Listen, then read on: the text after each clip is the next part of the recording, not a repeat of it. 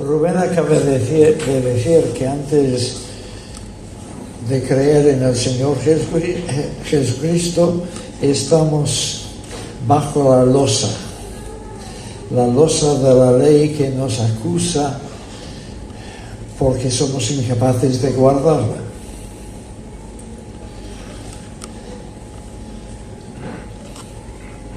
Me imagino que no hay nadie aquí que piense que ha guardado toda la ley en todos sus preceptos perfectamente. Algunos somos capaces de confesar que hemos pecado alguna vez. Si el Espíritu Santo te está trabajando, confesarás que no dejas de pecar. Que el pecado está tan asentado dentro de nosotros que ojalá pudiésemos pasar una hora sin tener ningún pensamiento malo, ninguna actitud mala. Pero Pablo ha abordado estos temas en los primeros capítulos de Romanos. En el capítulo 1, 2 y la primera parte del 3 ha insistido en que todos somos pecadores. Si tú crees que no, entonces te invito a leer estos capítulos. Luego en la segunda parte del capítulo 3 y el capítulo 4 ha dado la solución de Dios a nuestra culpabilidad. Dios nos ofrece justicia, contarnos como justos cuando somos todo menos justos. Pero Dios, que es omnisciente, que te conoce a la perfección, sin embargo está dispuesto a declarar que tú eres justo si crees en el Señor Jesucristo. Bueno, decimos, esto hace que Dios sea muy injusto, porque Él me conoce perfectamente, sabe que no soy justo y sin embargo dice que sí, que soy justo. Pero Dios ha forjado el camino por el cual Él puede ser el justo y el que justifica al que quiere. Este no es el tema del mensaje, así que estoy desviándome para explicar esto. Pero Dios puede declararnos justos porque hay quien ha pagado el precio de nuestro pecado. El pecado es como una deuda que vamos acumulando con Dios. ¿Cuántas veces al día pecas? ¿Qué precio tiene cada pecado? Empieza a sumar y comprenderás que tu deuda con Dios no es de 100 euros, no es de 1000, es de millones de millones. Jesús contó una parábola en ese sentido, en el capítulo 18 de Mateo, acerca de dos deudores. Uno debía a su consiervo una cantidad que más o menos equivalía al salario de un mes, digamos 2.000 euros. Y cuando no tenía nada con qué pagar, olvídalo, te perdono la deuda. Pero él mismo tenía una deuda con el rey de una cantidad astronómica. Los comentaristas se pelean entre sí en explicar qué cantidad sería, pero es es una cantidad absolutamente absurda. Nadie puede endeudarse de esta manera en esta vida normal, pero este hombre sí. El rey se lo perdonó, pero él no quiso, me he equivocado, pero él no quiso perdonar la pequeña deuda de su amigo.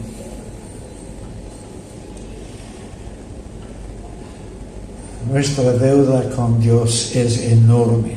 Y sin embargo, Jesús, el Hijo eterno de Dios, tomó forma humana precisamente para poder expiar nuestros pecados, pagar la deuda, muriendo en nuestro lugar.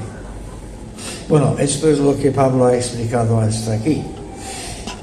Y suponiendo que tú has creído en el Señor Jesucristo y por lo tanto estás perdonado, tus pecados han sido expiados por la cruz de Cristo, Él entonces dice, justificados por la fe, tenemos, y luego vienen una serie de cosas que son los beneficios de la justificación por la fe. Beneficios. Somos seres muy materiales. Si yo fuera a anunciar, y claro, Rubén y los demás líderes de la iglesia se espantarán con lo que voy a decir, pero si fuera a anunciar que si asistes al culto del domingo aquí, cada vez que asistes, después habrá 10.000 euros. ¿Quién no asistiría?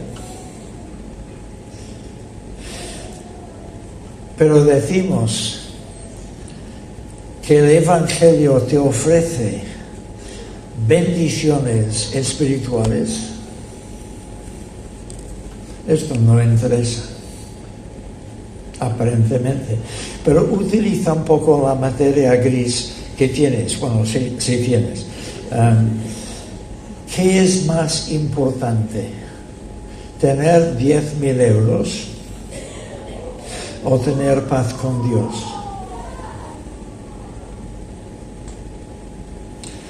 A lo mejor necesitas desconectar de lo demás que estoy diciendo para reflexionar sobre esto. ¿Qué es lo más importante? Porque vamos a estar hablando de bendiciones espirituales, no materiales. Y para los que somos materialistas, esto decepciona. Pero bien pensado, eso no decepciona en absoluto, es esencial. Bueno, en primer lugar entonces, ¿cuál es la primera bendición? Tenemos paz para con Dios. Más adelante en este mismo capítulo, Pablo establecerá que todo ser humano que no ha creído en el Señor Jesucristo se ha convertido en enemigo de Dios. Está luchando contra Dios. Es agente de las fuerzas del mal en este mundo. Y así lo hemos sido todos, enemigos de Dios. Pero ahora, en Cristo, quien cree en Cristo, las hostilidades han acabado. La guerra ha terminado. Bueno, la guerra no ha terminado, pero ahora luchamos en sentido contrario. Ahora la lucha es contra las huestes de mal. Y no es una lucha fácil, como algunos podemos testificar. Pero en cuanto a nuestra relación con Dios, tenemos paz. Dos matices. Los manuscritos más antiguos y mejor establecidos no dicen tenemos paz, dicen tengamos paz. Y ese es un matiz muy importante, porque yo me encuentro con muchos creyentes que creo que realmente han sido justificados por la fe, pero no tienen paz. Dios los ha perdonado, pero ellos son incapaces de perdonarse a sí mismos y por lo tanto se inventan, van por la vida con esta idea de que Dios tiene que estar enfadado conmigo porque no doy la talla.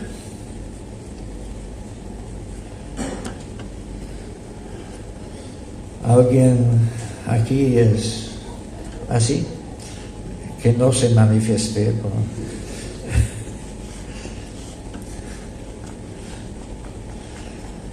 Sospecho que la mayoría en algunos momentos somos así. Entonces el apóstol no está afirmando que tenemos paz, sino exhortándonos a entrar en nuestra herencia que tenemos ya conseguida en Cristo. Puesto que en Cristo hemos sido perdonados, justificados. Ya no hay ninguna barrera, ninguna separación. Tengamos paz. Entremos en la esfera de la paz.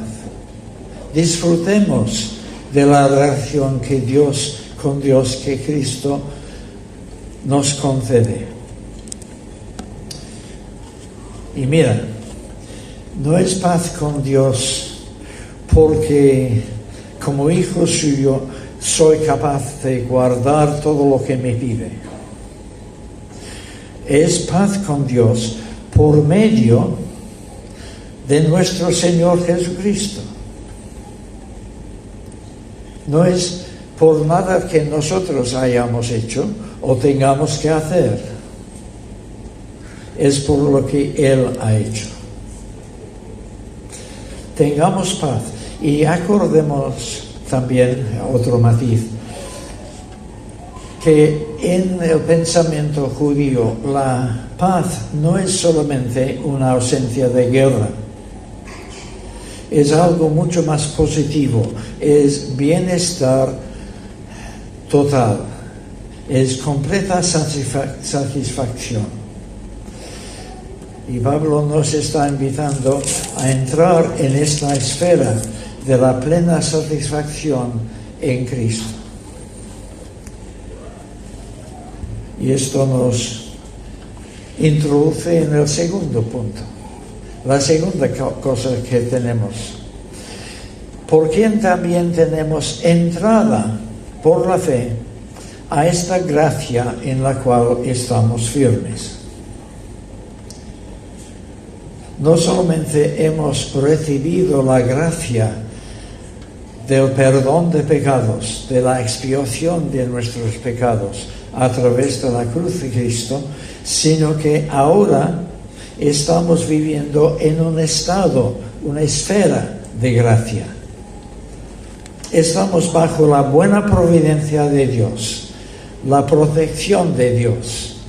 Dios es nuestro Padre, no nuestro enemigo. Él provee para nosotros y diariamente conocemos su provisión, su ayuda, su protección. Pero tenemos que estar firmes dentro de esta esfera. Tenemos un enemigo. Antes Dios era nuestro enemigo, ahora lo es el diablo y sus huestes y sus agentes. Y por lo tanto vamos a estar bajo ataque constantemente. Amén. Bueno, no es algo que podemos decir, aleluya. Pero amén, porque yo sé que es así, por experiencia.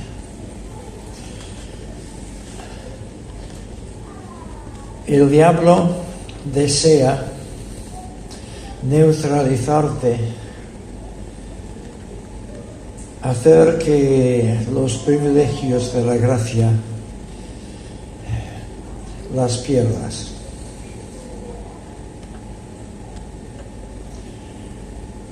Tenemos que estar firmes, sabiendo que estamos bajo la protección de Dios, bajo su providencia, bajo su provisión. Y por lo tanto voy a estar tranquilo porque hay quien me defienda, hay quien me conozca, hay quien sepa cuáles son todas mis necesidades, y es un Padre fiel que suple.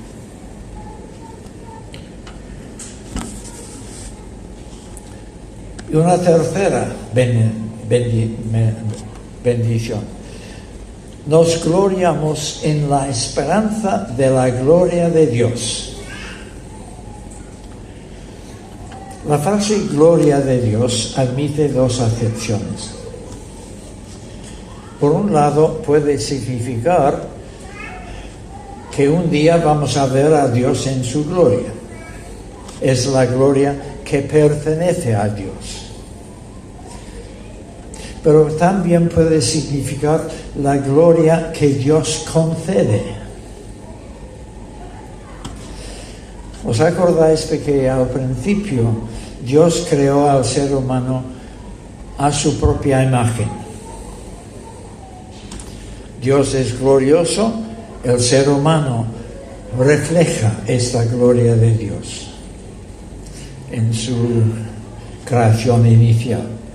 Luego podemos decir que con la caída en pecado, el ser humano, la gloria del ser humano fue eclipsada.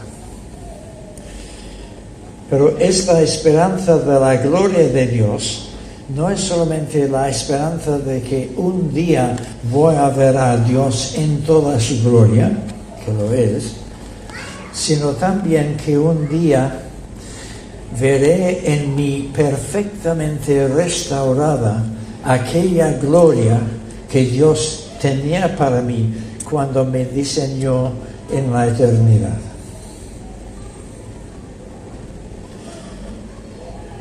¿Os acordáis de 2 Corintios 3, 18? Estamos siendo cambiados de gloria en gloria. Así que ahora os veo gloriosos, pero cuando venga la próxima vez os veré más gloriosos aún. Y os veo más gloriosos que la última vez. Así que cada vez más guapos.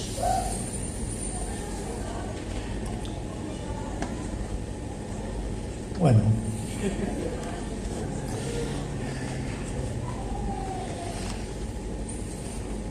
Cuando predico a los jóvenes, me gusta decir que la persona más joven en esta congregación soy yo.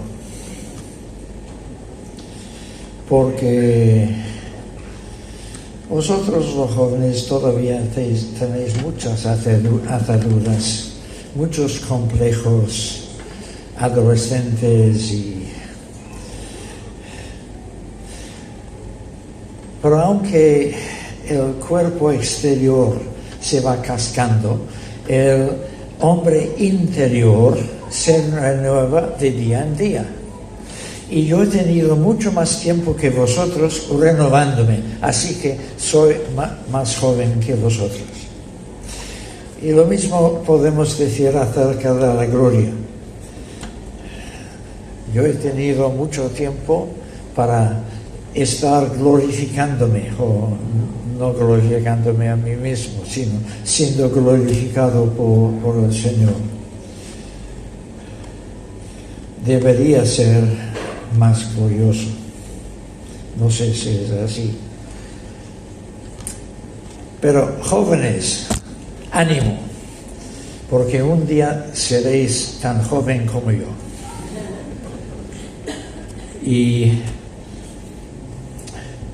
gloriosos también, mucho ánimo, porque vais siendo cambiados de gloria en gloria hacia la imagen de la perfecta humanidad de Cristo por obra del Espíritu Santo en vosotros. Pero un día estaremos perfectamente transformados. Y tenemos esta esperanza por delante. El que ha empezado la buena obra en vosotros, la perfeccionará para el día de Cristo. Ahí está la promesa. Así que esta es la tercera cosa. Paz con Dios, estado de gracia y esperanza de gloria. Pero hay una cuarta bendición de la vida cristiana. No solo esto, sino también nos gloriamos en las tribulaciones. Y aquí necesitamos esta música.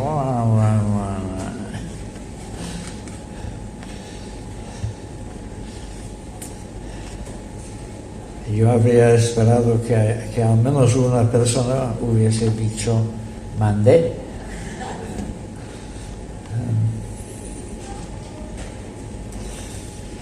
Tú te glorias en las tribulaciones.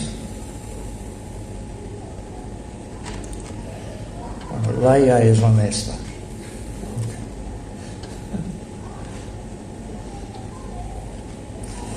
¿Sabes lo que quiere decir Laia en inglés? Mentirosa. Pero es la única no mentirosa en esta sala. No nos gloriamos en las tribulaciones. O sea, si nos gloriamos en las tribulaciones, ya no son tribulaciones, casi por lógica. Y Pablo no dice nos gloriamos en las tribulaciones, punto, sino nos gloriamos en las tribulaciones sabiendo que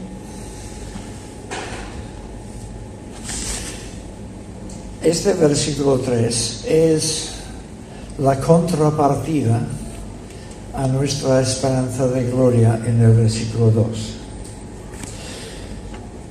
Vamos siendo transformados por el Espíritu Santo, de gloria en gloria. Qué bonito. Pero, ¿qué método utiliza el Espíritu Santo para efectuar esta glorificación en nosotros?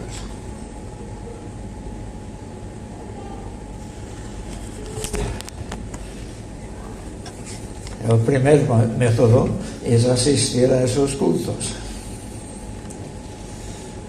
y aguantar a un tío enrollándose en el púlpito y diciendo, a ver, cuándo acaba.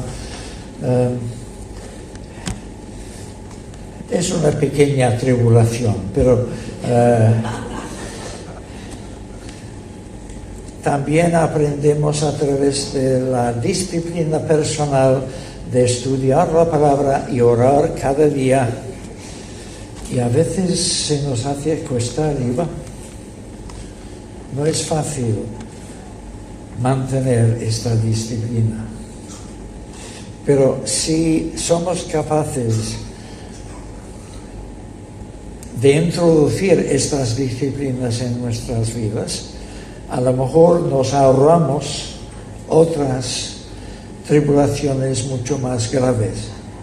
Porque el Espíritu Santo obra en nosotros por diferentes métodos, a través de la comunión de los hermanos, a través de la palabra y especialmente a través de los golpes que nos da esta vida. Tú eres una persona única. No ha habido ningún ser humano exactamente como tú. Esto, yo no soy científico, soy de letras y por lo tanto no lo puedo demostrar.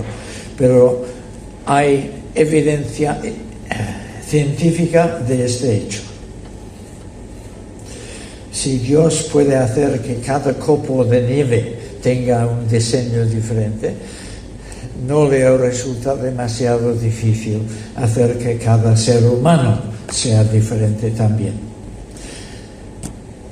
Por lo tanto, el Dios que te ha creado diferente de todos los demás sabrá dosificar y controlar las tribulaciones y experiencias de tu vida, todas hechas a medida para tu caso personal.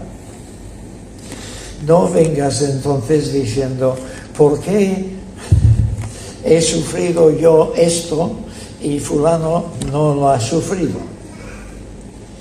Porque todos sufrimos tribulaciones diferentes, según Dios ve nuestra necesidad personal. Pero la tribulación produce paciencia. Es muy fácil entender esto porque la paciencia es la capacidad de perseverar a pesar de. Y a pesar de suele ser algo negativo, una tribulación. Si no hay tribulaciones, nunca adquieres paciencia. La paciencia produce, en versión de Reina Valera, produce prueba, pero lo que significa es más bien que produce carácter aprobado.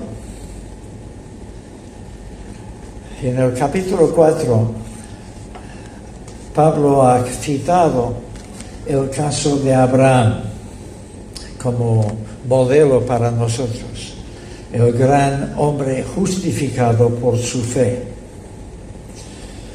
Al principio, o hacia el principio de este capítulo, Pablo establece que Abraham fue justificado delante de Dios por su fe. En aquel primer momento, cuando Dios le invitó, Génesis 15, cuando Dios le invitó a contemplar las estrellas del cielo, diciendo, así será tu herencia, y él creyó a Dios y le fue contada por justicia.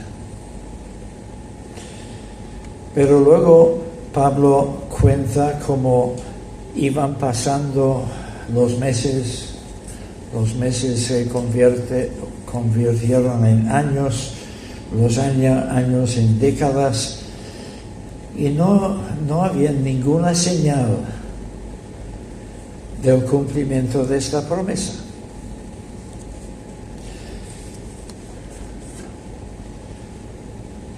¿Tú cuánto tiempo estás esperando que el Dios conteste a tus oraciones? Que Dios cumpla sus promesas en ti. Bueno, la fe tiene que ser probada y tiene que perseverar si es fe de verdad.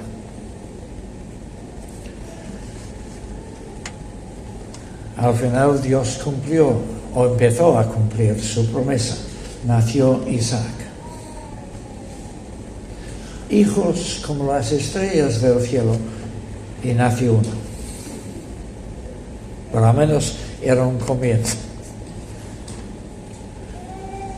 Y Pablo concluye el capítulo diciendo, por lo cual también su fe le fue contado por justicia. Es decir, la fe de Abraham fue genuina desde el primer momento y por lo tanto en el primer momento fue justificado. Pero esta fe tuvo que ser probada por medio de muchas tribulaciones. Y al final de su vida, teniendo un hijo, pudo comprobar que Dios es fiel y cumple sus promesas. pero había aguantado por la fe en todo este proceso, por lo cual también su fe le fue contada como justicia. No solamente la fe del primer momento, sino la fe del conjunto de su vida. Tu fe está aguantando. Si no, probablemente no estarías aquí esta mañana. Pero notemos que en el caso de Abraham, dice Pablo, se fortaleció en fe. Su fe iba creciendo. Aunque las evidencias de alrededor parecían indicar justo lo contrario, sin embargo, al final creía más firmemente que al principio. Así es tu fe. Así espero.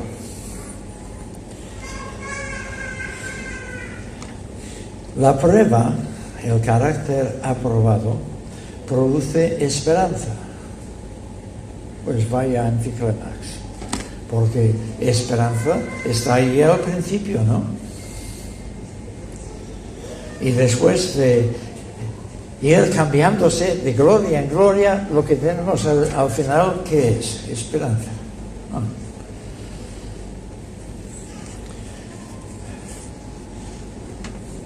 Pero yo observo que esto también es cierto.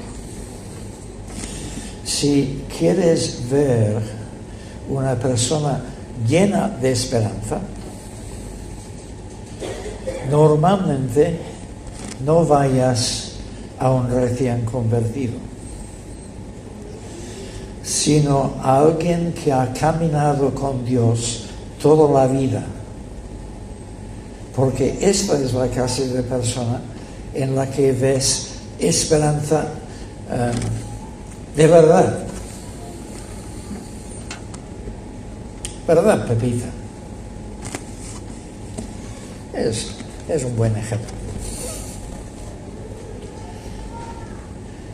Así que vamos hacia la gran esperanza, cuando la esperanza de gloria será cada vez más viva en nosotros. Y esta esperanza no avergüenza.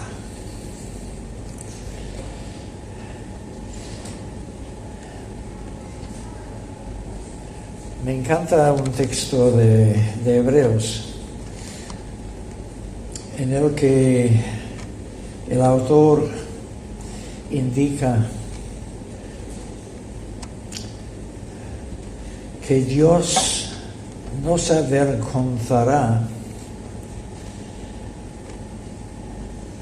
de haberles llamado hijos, porque les ha preparado una ciudad.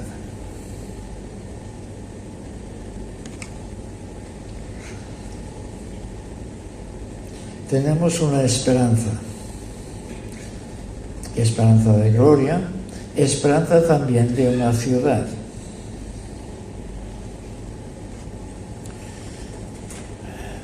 Imagina lo que sería si cuando finalmente entres en la ciudad dijeses, esto no es nada, me gustaba más Barcelona.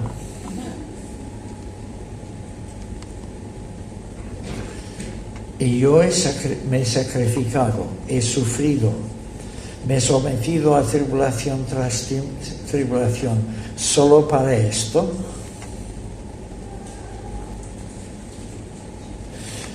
El autor de Hebreos dice, ni hablar, nadie va a sentirse decepcionado en aquel momento.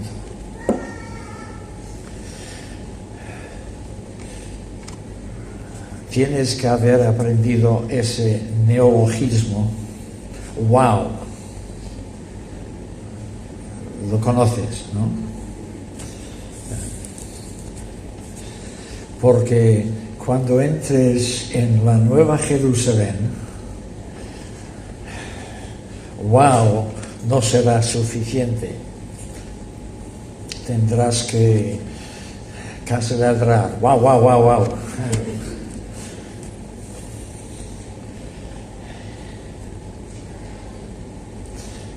La esperanza no avergüenza. Dios tiene cosas para ti si mantienes tu fe, si vas creciendo de gloria en gloria. Tiene para ti cosas que ni puedes imaginar ahora. ¿Y cómo lo sabes? Pues la presente experiencia espiritual es garantía de la futura experiencia. Porque el amor de Dios ha sido derramado en nuestros corazones por el Espíritu Santo.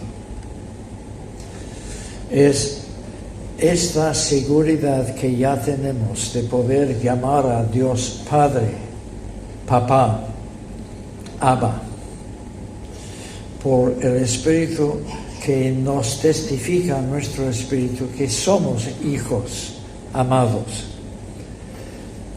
Esta experiencia presente es la que garantiza la experiencia futura.